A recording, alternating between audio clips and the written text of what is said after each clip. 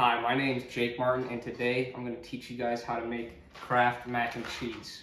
So, my credibility statement, I've been making mac and cheese my entire life, so I like to think I'm a pro. There's a few things that we need to gather before we start making mac and cheese. So first, you're going to need a box, and it's got a lot of the instructions on the side, but you're going to need some milk, some butter, then also you're going to need your pan, but you're gonna have to fill it with some water. So now I'm gonna tell you my thesis, which is making mac and cheese doesn't have to be difficult. If you watch my video, I'll show you how to do it. Now, my main points is I'm gonna show you how to make mac and cheese, what to avoid, and what to do, what you can add after to make it a little bit better. All right, your first step is you're gonna wanna put 6 cups of water into a pot and bring it to a boil. Now, after it's all bubbling, the water's bubbling, you can start to put your mac and cheese in the water. So while this boils, I'm going to show you some sources. So the first one would just be the back of the box of mac and cheese. It's got all the instructions and you just have to follow it and you should be good. Another source would be an easy website, Kraft and Heinz. That's the parent company for the mac and cheese, and it explains out all the directions on how to make them. Now, one thing to avoid when boiling your water is don't leave it unattended because it could go over the top and get everywhere. When your water is boiling, you can add your noodles. Now, one thing you want to avoid is not pouring it in too quick or you're going to miss it. So just pour in your mac and cheese into the water and you're going to let it sit for a little bit. You want to cook it for about 10 to 8 minutes, or what I usually do is I take a fork and poke it until they're soft, and that's when you know you're ready. So your next step, while the noodles are cooking, you want to make sure to stir it. If you leave it unattended for too long, the noodles will stick to the pot and it's really hard to get out. So your next step, after your noodles are done cooking, you're going to want to turn off your heat. And just to be careful, you want to grab a towel or something to hold it, and then you're going to bring it over to the sink.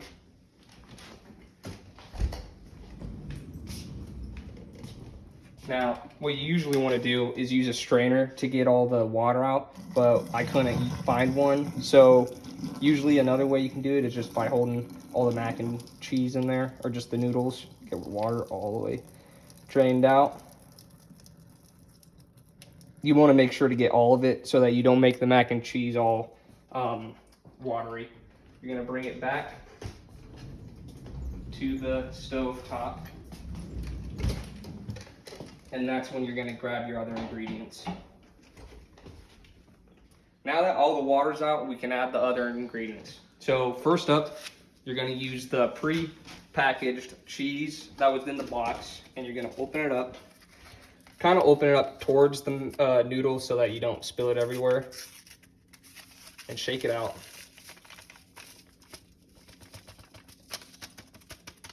Make sure to get all of it, and you can lay that back there. Next, you're going to want to add 4 tablespoons of butter. Oop, don't want to get the paper in there. There we go. Next up, you're going to add a 1/2 cup of milk.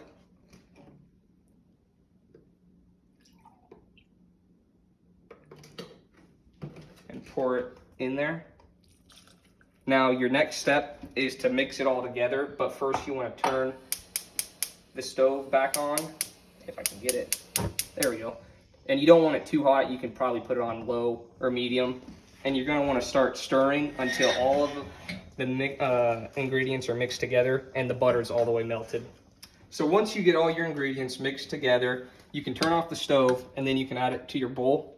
Now, what I like to do after it's all done and put it in my own bowl, I like to add some of my favorite hot sauce, Frank's Red Hots. You don't have to do that, but you can also add sriracha, or you can also add different kinds of cheese. And if you're feeling really spicy, you can add some bacon bits into there. Now that you've made your mac and cheese and you've eaten it, make sure not to leave the pot out because the noodles will stick to the pot and it's very hard to clean. One easy thing you can do is get some Tupperware and put the rest of the mac and cheese and keep in the fridge for an easy snack later. The last and final step would be to get all your ingredients and your trash and make sure to clean up your kitchen. My name's Jake, and that's how you make mac and cheese.